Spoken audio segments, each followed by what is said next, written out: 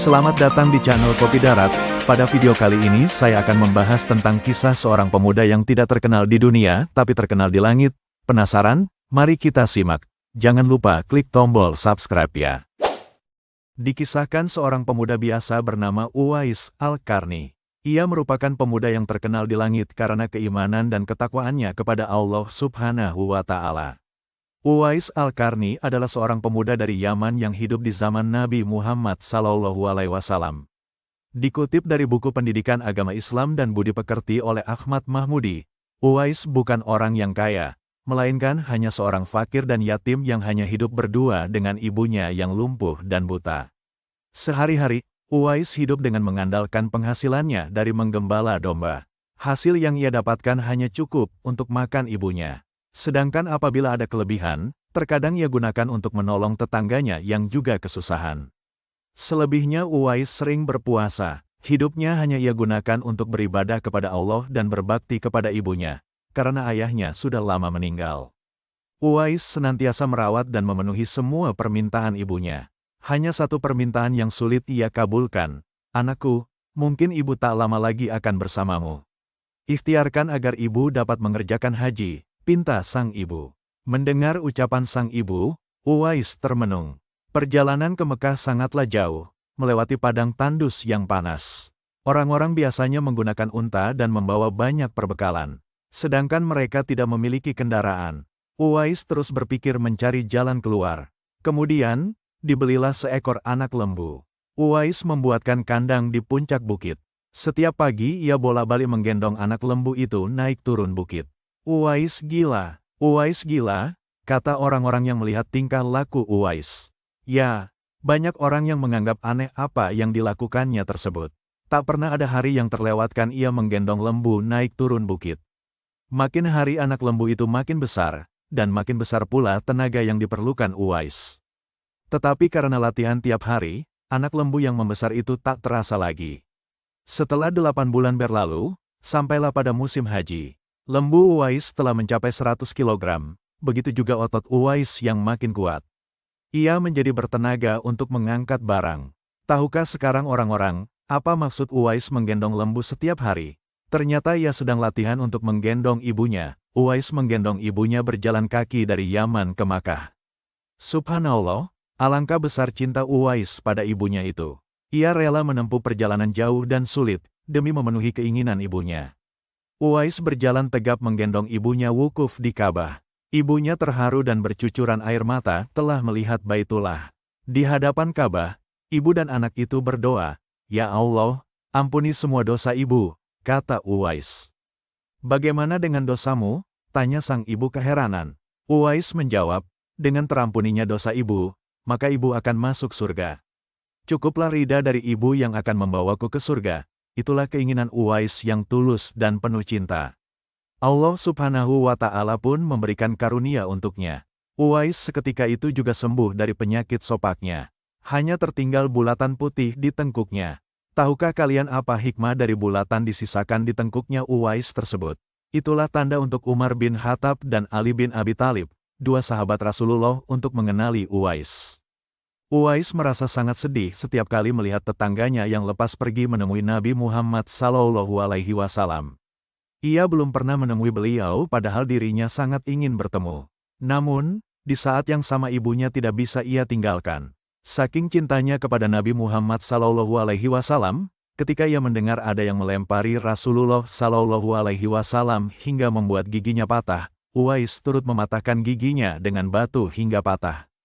Hal ini ia lakukan sebagai bentuk kecintaannya yang mendalam kepada Nabi Muhammad SAW yang bahkan belum pernah ia temui itu. Ia selalu bertanya-tanya, kapankah ia bisa bertemu dan memandangi wajah beliau dari dekat. Akhirnya, pada suatu hari ia ungkapkan semua isi hatinya kepada ibunya dan meminta izin untuk bisa bertemu dengan Nabi Muhammad SAW. Ibunya pun mengizinkannya untuk pergi ke Madinah. Ibunya berpesan kepada Uwais, "Pergilah wahai Uwais, anakku, temuilah Nabi di rumahnya, dan bila telah berjumpa dengan Nabi, segeralah engkau kembali pulang." Dengan hati yang sangat gembira, ia akhirnya tiba di Madinah. Di depan pintu rumah Nabi Muhammad SAW, ia mengetuknya. Setelah pintu dibuka, Ternyata yang menyambutnya bukan Rasulullah Shallallahu Alaihi Wasallam sendiri, melainkan Aisyah radhiyallahu anhu, istri Rasulullah. Saat itu Nabi sedang berada dalam peperangan sehingga beliau tidak bisa menemuinya. Uwais sangat kecewa, bahkan ketika sampai di rumah Nabi ia belum juga bisa menemui beliau. Ia ingin sekali menunggu Nabi pulang dari medan perang, namun ia teringat dengan pesan ibunya yang menyuruhnya segera pulang ketika sudah bertemu beliau. Dengan berat hati, akhirnya Uwais memilih untuk mematuhi ibunya dan kembali pulang tanpa pernah bertemu dengan Nabi Muhammad SAW. Ketika Nabi Muhammad SAW pulang dari pertempuran, beliau menanyakan kepada Aisyah radhiyallahu anhu tentang orang yang mencarinya dan ia pun menceritakannya kepada Nabi. Aisyah menjelaskan bahwa ada seorang pemuda dari Yaman yang datang ingin berjumpa dengan Rasulullah SAW. Namun, karena ibunya sudah tua dan sakit-sakitan, ia tidak bisa menunggu kedatangan Nabi dan memilih untuk pulang. Nabi Muhammad SAW lalu menjelaskan bahwa pemuda itu adalah penghuni langit.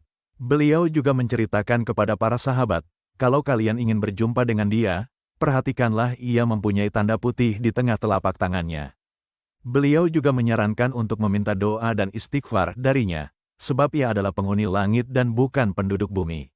Bertahun-tahun kemudian, Khalifah Umar radhiyallahu anhu ingat dengan sabda Nabi Shallallahu Alaihi Wasallam tentang pemuda yang terkenal di langit.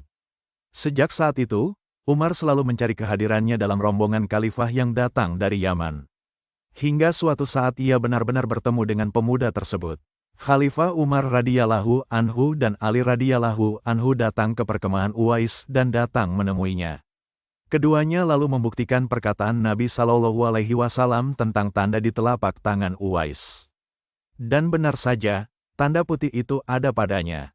Umar dan Ali lantas meminta Uwais untuk membacakan doa dan istighfar untuk mereka, namun ditolak oleh Uwais, seraya berkata, "Sayalah yang harus meminta doa pada kalian."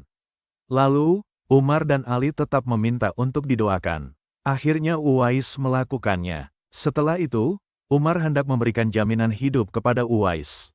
Namun lagi-lagi tawaran itu ditolak olehnya. Ia berkata, "Hamba mohon supaya hari ini saja hamba diketahui orang. Untuk hari-hari selanjutnya, biarlah hamba yang fakir ini tidak diketahui orang lagi."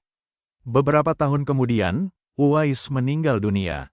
Anehnya, proses pemakamannya dihadiri oleh ribuan orang yang berebut untuk merawat jenazahnya. Penduduk kota Yaman tercengang. Orang-orang yang mendatangi pemakaman Uwais bukanlah orang yang mereka kenal. Padahal semasa hidupnya, ia sangat miskin dan tidak memiliki apa-apa. Lantas bagaimana bisa ribuan manusia ini datang untuk mengurus jenazah dan pemakamannya? Berita tentang keanehan pemakaman Uwais Al-Qarni ini menyebar dengan luas. Akhirnya penduduk Yaman tahu bahwa Uwais Al-Qarni ternyata bukanlah penduduk bumi, ia adalah pemuda yang terkenal di langit. Dan manusia-manusia tadi adalah malaikat yang dikirim oleh Allah Subhanahu wa Ta'ala kepadanya. Begitulah kisah Uwais Al-Qarni, sahabat Nabi yang tidak terkenal di bumi tetapi terkenal di langit. Kasih sayang dan pengorbanan beliau untuk ibunya yang tak terhingga membuat derajatnya diangkat oleh Allah Subhanahu wa Ta'ala. Semoga menjadi inspirasi dan teladan bagi kita semua. Jangan lupa klik subscribe, like jika Anda berkenan. Terima kasih.